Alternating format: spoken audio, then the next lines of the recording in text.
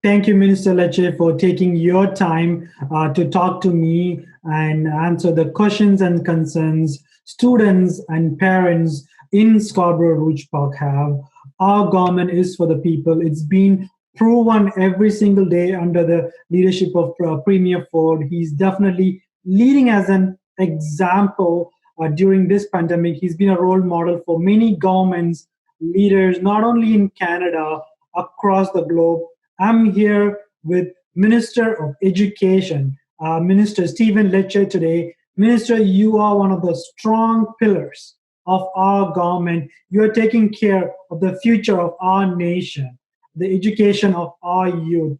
This is a hard time for all of us. It breaks my heart to hear stories every day of how our people are struggling, and students are not an exception. I know you're working hard around the clock to make sure we do our best for all the students in this great province during this pandemic. Minister Lecce, thank you so much for taking your time to speak with me today about some of the questions and concerns for the students and the parents have in Scarborough Rouge Park.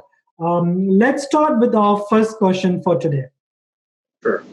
Minister, can you tell us what the Minister of Education has been doing during COVID-19 to make sure that students have the opportunity to continue their learning while they are at home?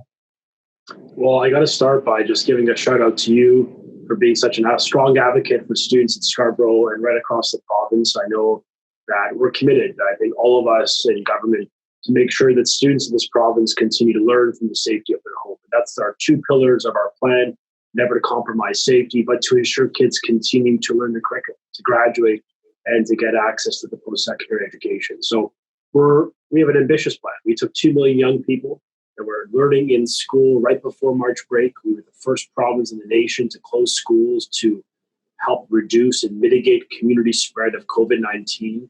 That decision, being one of the first in the industrialized world, as Dr. Williams has said, the Chief Medical Officer, will help save lives. And so we did that because we wanted to make sure that every child is safe. We're also ensuring that students continue to lead education under the instruction of their educator. That's important. Reestablishing that human connection with their educator. Now, look, folks, I appreciate nothing about this situation is perfect. And it's tough. And it puts pressure on all of you and your children and on working parents, especially parents who are working in the essential service economy or in healthcare.